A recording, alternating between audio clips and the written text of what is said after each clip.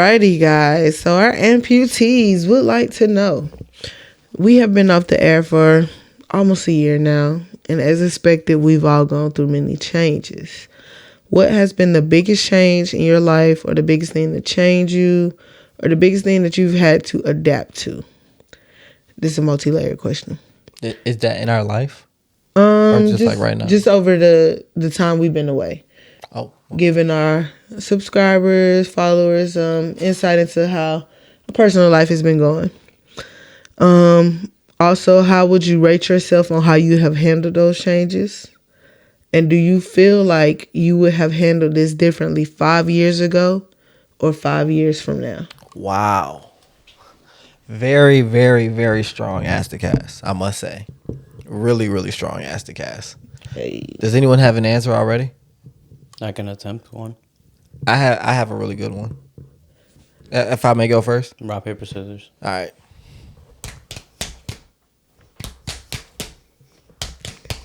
Hey, John. You got it. You won. Yeah, so I choose. Oh, so you get to call? Okay. So can you read it one more time just so I can make sure I answer it in the right context?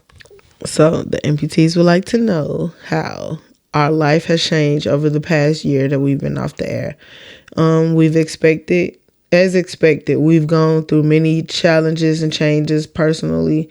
What has been the biggest change in your life, or the biggest thing to change you, or the biggest change that you have had to adapt to? And how do you rate yourself on how you've handled those changes? And how do you feel like you would have handled them differently 5 years ago or 5 years from now? Wow. So a lot of different questions. I'm probably going to have to ask you to read at least part of the question part again. So for me, the biggest change in the last year, and before I even say that, our last episode was November 23rd, 2023. So we are almost to a day. A year mark. Yeah, the 1 year since our last ep. Excuse me.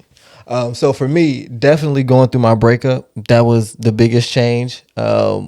Personally, lifingly, emotionally, like all of Elise, like that passed. We broke up in June, but it was kind of cruising toward that for a while.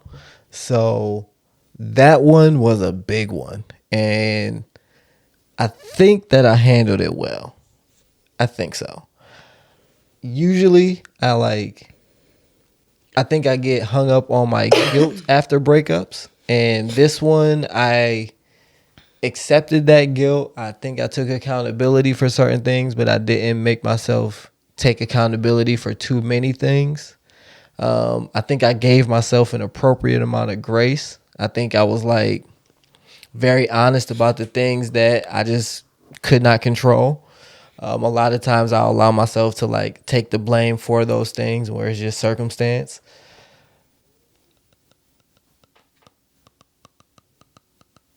I do wonder if I'll be vulnerable. I do wonder if I should have like just taken a total break from dating. I really don't want to do that, but I do feel like maybe that's something that I need to do. And so that's an improvement I definitely feel like I can make. But I decided consciously not to do that because once again, I felt like I had gave myself like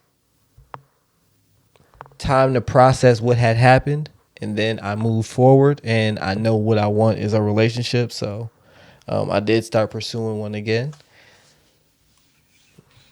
Don't you think you ask yourself that question almost every time you have that a breakup? Yes. That you should take a break from dating? Yes, for sure. And usually whatever decision I make, I always second guess it. But this time, again, I don't want to act like there's no apprehension about my decision, but I do feel like I made the right decision. For sure. I think there was, how would I have handled this 5 years differently? Probably similarly, just would have handled it with a lot more emotional insecurity, for sure. Like I would have tried to fuck through it. What year is it? actually about 5 years ago, I broke up with a girlfriend, and that's exactly what I tried to do.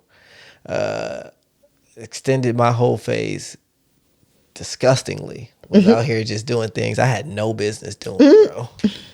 Oh my god. Oh my god. That was actually like that was a really bad time in my life, actually. 2017, 2018, like Sleazy. I know that's a little bit more than 5 years, but boy, oh boy, I was out here just, woo.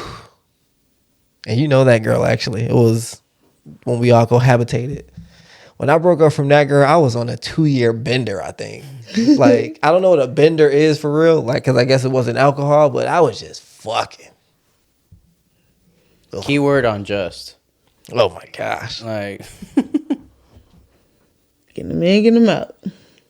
I don't even want to, like, tell y'all how bad it is. I'm a little ashamed. Shameful Sheila. We here now. We here now. Because I also decided then, like, fuck it, I want to decide what raw sex feel like more. So I was diving in. Ugh, naked, like, whew. That's when that girl tried to tell me that, or maybe that was a little bit after, but that's hilarious. The girl tried to tell me that matches with that. Yeah, that was my baby, and she also was gonna give me $100,000. Yeah. So that's excuse me. That's my answer to the Astacast. Oh, what about 5 years away? Yep, I just remembered about that one. So 5 years from now, I would probably how old would I be? I'd be about 40. So I would probably have to make some tough acceptances about my life. Like I'm not gonna like have the life that I planned out all my life. Whatever my life is going to look like now is going to be a little bit different. So I don't know what that is yet, but I definitely would have to come to terms with that. I really don't want to be a 40-year-old dating like a 27-year-old. I think I could. Like, I think I could, but I would prefer to date someone my age. Okay. You know? Or, you know what I mean, in the ballpark. Long-winded answer, excuse me. That's but fine. There were a lot of questions. The people wanted to know. The people wanted to know. I'll go next. One of the biggest changes that I've gone through is the loss of Ali. We miss you, Ali. Shout outs. Definitely. Float like a butterfly, sting like a bee.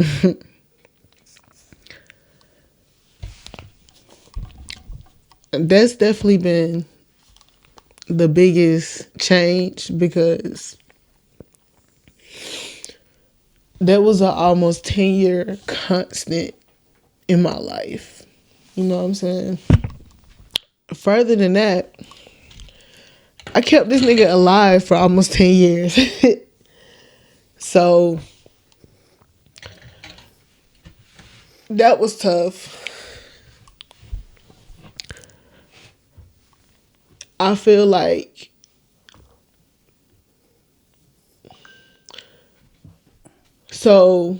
I definitely feel like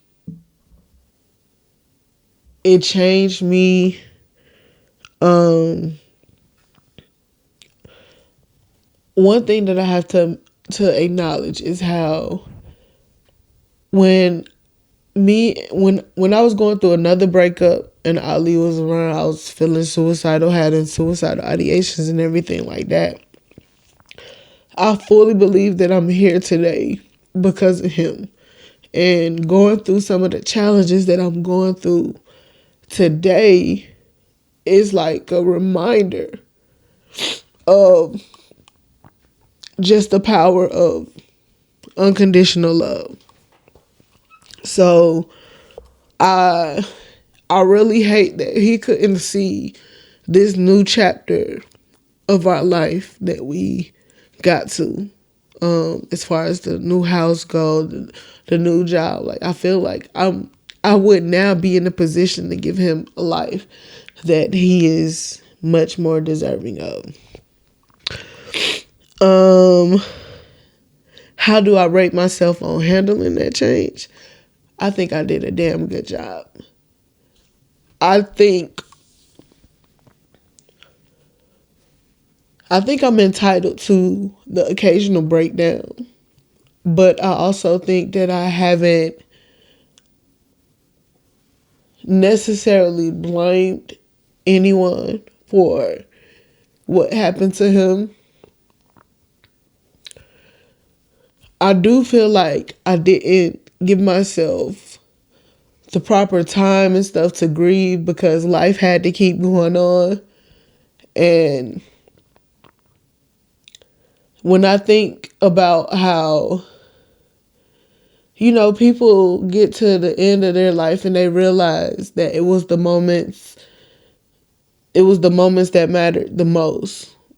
Their time and love and investment with other people, not the job, not the money, not the,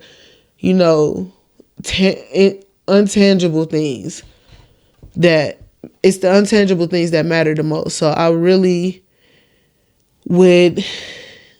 think I handled it and gave myself enough grace, even though I didn't allow myself to grieve in the way that I felt was necessary. What do you mean by that? You didn't get to grieve. Like, I just had to keep going. I had to keep showing up for work. I was in the middle of trying to get promoted. I really wanted to just shut down. I really wanted to just stop living. I really wanted to just stop existing. But I didn't have that option. I had another baby to live for. I had other things to live for. I had other goals that I was trying to accomplish. Have you had time to grieve yet? I think it's important that you make time, Like, even after the fact now. I would say I have grieved some, but just the way society works, like, it doesn't give you that time. Like, I don't have that much time available to really just sit and process my emotions because, like I said, life keep going on, shit keep happening, things keep happening, and you just gotta show up and you gotta be adaptable, you gotta be flexible, you gotta be strong and push past it. It's, again though, I do feel like I'm entitled to, my occasional breakdowns. Like, I done had a whole ass breakdown in the shower thinking about him, or I could start my damn day crying thinking about him, But I don't be hard on myself for that. I don't be hard on myself for breaking down at a reminder of him or something like that. So 5 years ago, I probably would have did the same thing TZ did deep into the whole phase.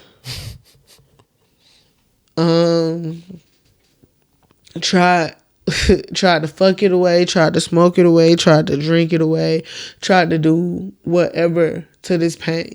And honestly, this is another reason why I feel like I handled the situation so good, because everybody knows I done dealt with mental health issues and suicidal ideations before, and just the self-talk and the searching for counseling and trying to have healthier coping mechanisms. I think I exhibited all of that while facing one of the most challenging things I've ever had to deal with. 5 years from now, I hope that I'm able to just not break down as much. Be strong, give them, hopefully never have to experience or go through the same type of feelings with my other babies, but I think I may be a little bit more mentally and emotionally prepared to kind of deal with grief. But I feel like you kind of get older as you get harder, because those attachments get longer deeper, but I just have to put logic in its right place and understand that, people, things, pets are here for a reason, a season, or a lifetime, and you got to put them things in their right categories. So, I think it's part of the grieving process, and to speak on a little bit more of grace that you can allow yourself. As humans, we're not really ever meant to, I guess, really be able to forget an attachment like that.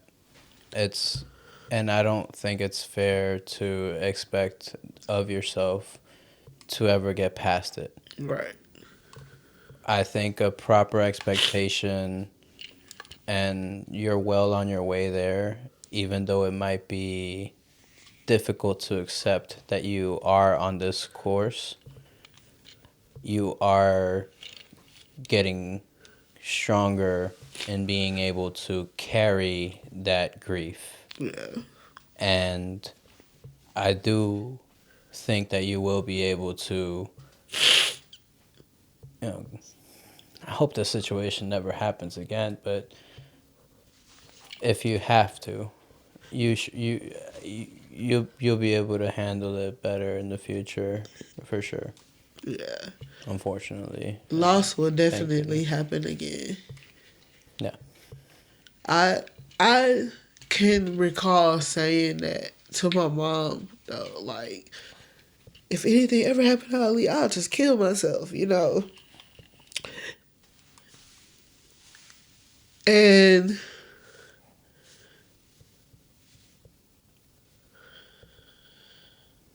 I respect where Ali and Swisher both was in my life. You know what I'm saying? Like,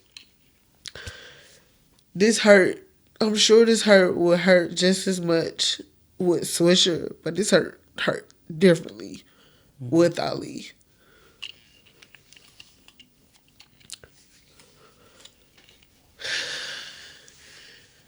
But with it being so painful, it gives me the strength to be able to deal with if I lose Swisher later. When I lose Swisher later. If I don't go first. You know? Yeah, pets is rough. I think we're wired to believe that the younger generation typically outlives us. 'Cause that's how humans are. Right. Right? Typically outlive the older generation, but pets make that a difficult concept to just come to terms with, knowing that they really are a chapter in your life, and it makes it so difficult to commit to getting a pet, knowing that that's gonna happen before you go. Right. So shout outs to you for committing to a few of those guys. You definitely poured your heart and soul into them. They felt it, and they definitely, appreciate and love you for it. It just, that's unfortunate what happened to Ali. Yeah, I agree. I'm sure it doesn't make it any easier, but just knowing that they're always gonna, not always, but most of the time they're gonna die before you. So you would have had to endure this at some point. But it's not about the death; it's about the life. Right. When does a person die? When they get shot? The last time you ever Nope. speak their name. When they eat a poisonous soup made by some mushroom that your friend picked to try to make you feel better? Nope.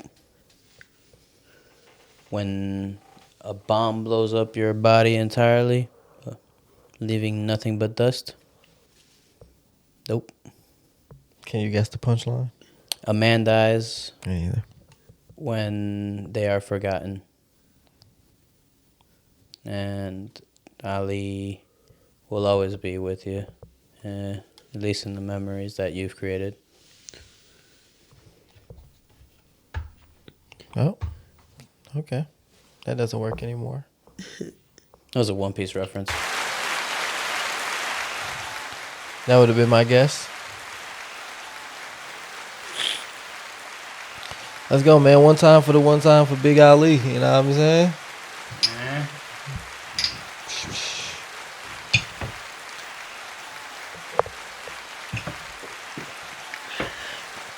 Is that actually the closest person that you've ever lost? Not a person, but Basically. closest living being. How dare you say it wasn't a person? All right. Rude. He was a dog. No respect Rude. to who he is. He was a canine. I ain't no dog. That's family. Come here, cousin. Yeah, I believe it was definitely. Where's that from? Honey, I Shrunk the Kids. Fucking black culture question, bitch. No, that was a Wayans brother. From which? Like White an Chicks. episode? Oh. I actually don't like that movie as much as other people. Right. That's the excuse. That would be a black culture question I'd certainly fail. Because every black person like White Chicks. It's a classic. It is a good movie. It's alright. I should say. This past year, my life, I mean, Oh yeah, I won follow the that lottery. up. Follow that up, Los. I won the lottery. If you don't make me cry, you lost. I'm driving a brand new car. Had 2 girlfriends. Didn't break up with the first one. We're still together. Dating them both at the same time and they know about it. They know about it. Yeah, I mean, not much to write home about. I wonder if I'm polygamous. Never mind. This is your time. I mean, this past year, I went through. I guess I did go through my own ringer. Like, I had to finally accept the lesson that I was being taught for, I guess, a few times. Just doors close, and they don't have to. I don't have to work hard to keep them open. Some doors are meant to close in your life.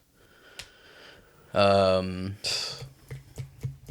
so I have learned, well, I guess I think I handled it on par with how I typically would handle it, because I think it was about 5 years ago or something like that. I just remember I was living with Zucker at the time. Sorry. I was living with you here. And I was talking to Z-Dog. And he gave me an advice that stuck with me for so long. It's, well, like, usually I defer to this whenever I feel like I'm in a really dark part of my life. And it's just give yourself the grace of time. 5 or 6 months is an immense amount of time, especially for people who really only have, on average, about 75 of each season to their life. 75 years of each season. Mm-hmm. Okay. So it's not too much really when you put it in perspective. And so if that's the kind of life that I have, in 5 or 6 months, so much can happen. And every time I have given myself that grace, it has proven to me that, yeah, my life is, like, I might not like it anymore. I might not like it where I am right now, but I definitely like it much better than where I was 5 or 6 months ago. Even if, like, throughout that time I had to be okay with the loss of a friend, or having to come to terms with the loss of the life of somebody that I thought I was close to, or, you know, just having to be okay with not having control over all of your relationships.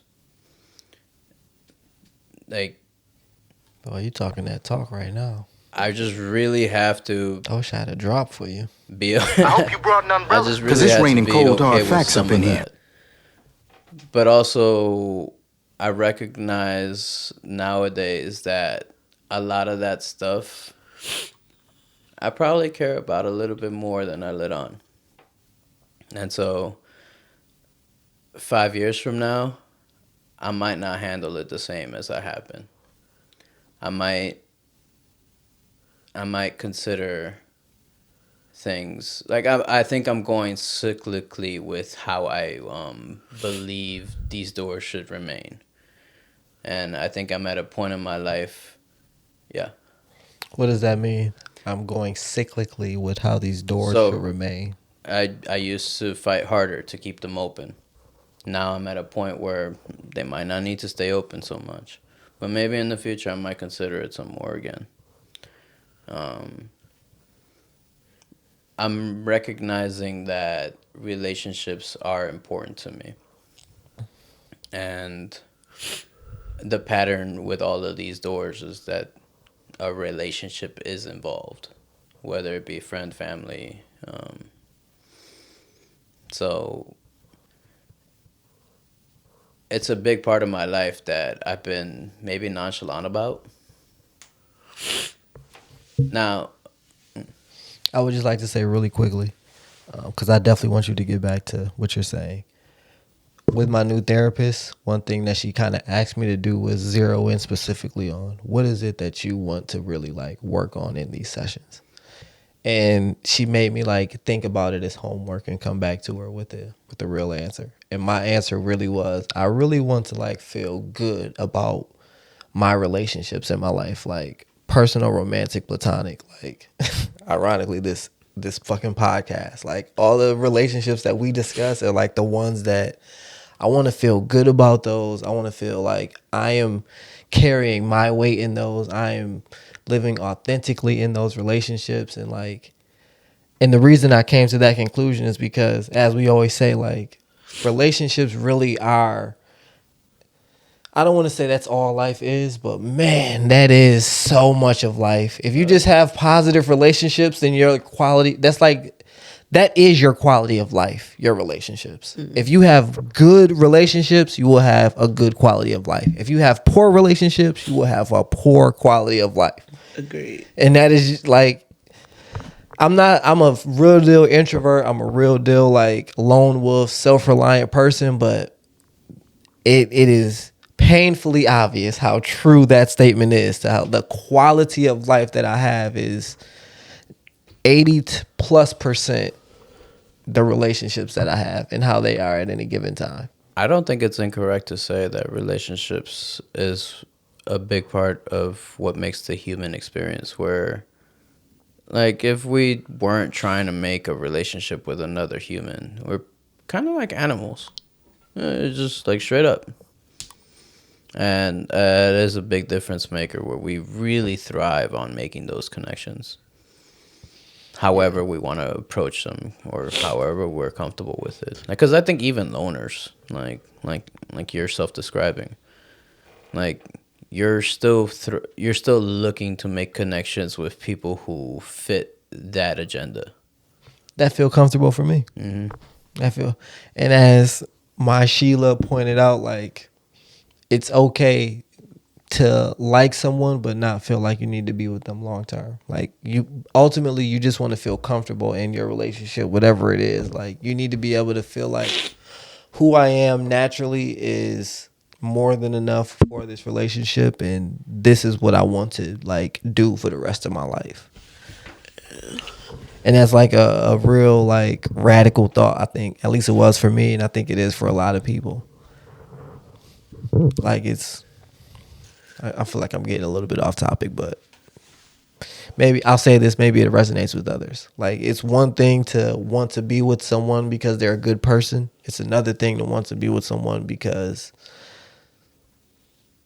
they impress you, or you feel like this person really adds a significant value to your life or quality to your life, something like that. And again, that I'm thinking of that romantically in this moment, but that can be for all friendships, family, like the family that you choose to interact with regularly, like anyone that you choose to have a intimate relationship with. You just want to feel like who you are and what you bring to the table is enough.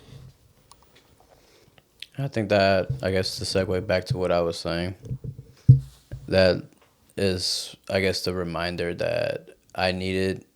Like, I think a part of like my current dark ages that started was when me and one of my best friends, like, we just stopped being friends. We just stopped talking for a long time. I lost connection with her kids, her husband, and like it was a very difficult time for me.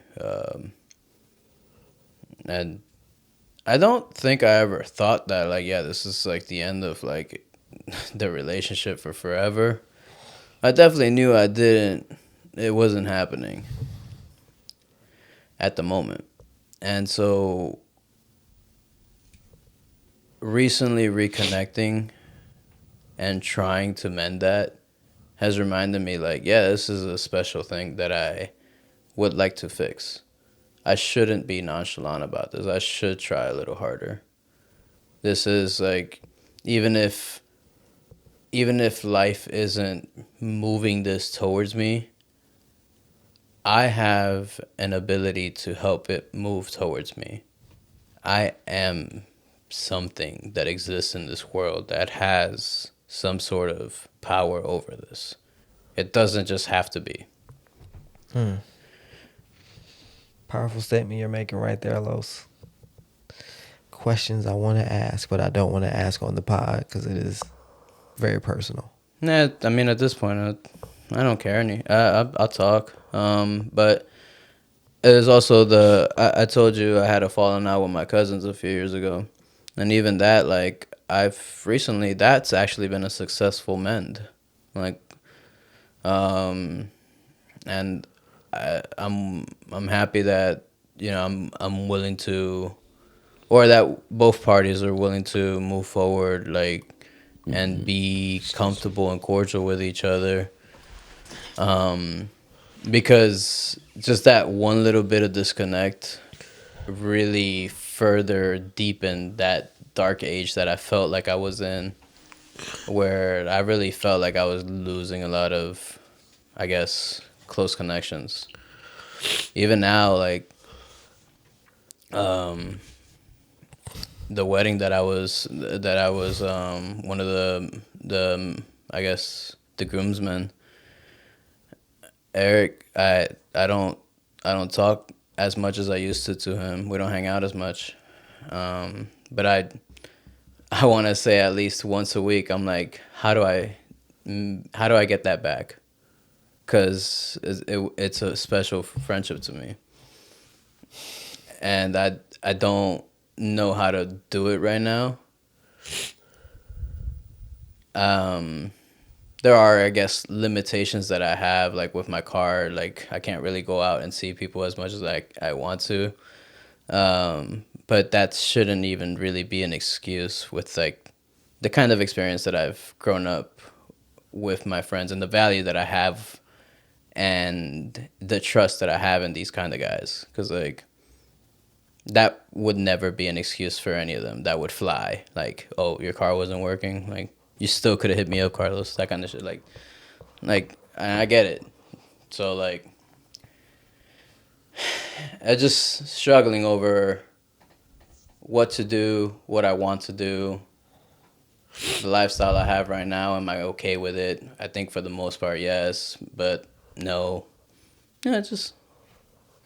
You saying this makes me really feel bad for extroverts in a way that I never realized before. Like, if I fall back from a relationship, again, romantic, platonic, familial, I think it's much more accepted and people kind of even expect it from me. And they may not automatically assume like that's something, they may not take it personal. But with an extrovert, and as you mentioned, like, this is a really valuable relationship for me, but I'm not able to like really put into it the way that me as an extrovert really wants to, like, be around this person and reach out to this person, hang out with this person, exchange energy with this person in person. And you can't do that sometimes because of just life. And it's like that really affects you, and it may affect that person, and you're probably worried about the perception of that person.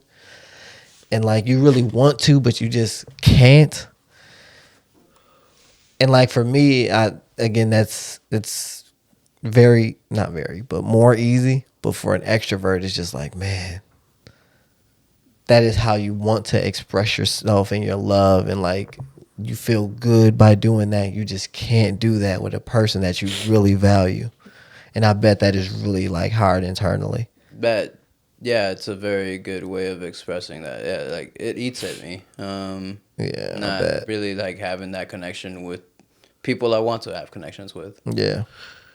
I feel the same way. Right when COVID hit, like I was already an adult, full out of college and everything like that, but something changed once I got to college as far as how social I was, hugging everybody, that became a thing to me. And then those hugs extended into much deeper friendships and relationships. And so once COVID hit and we couldn't hug each other anymore, that was a little tough for me. Mm-hmm. It was very tough for me, and I didn't understand how much physical touch was like such a large part of my love language.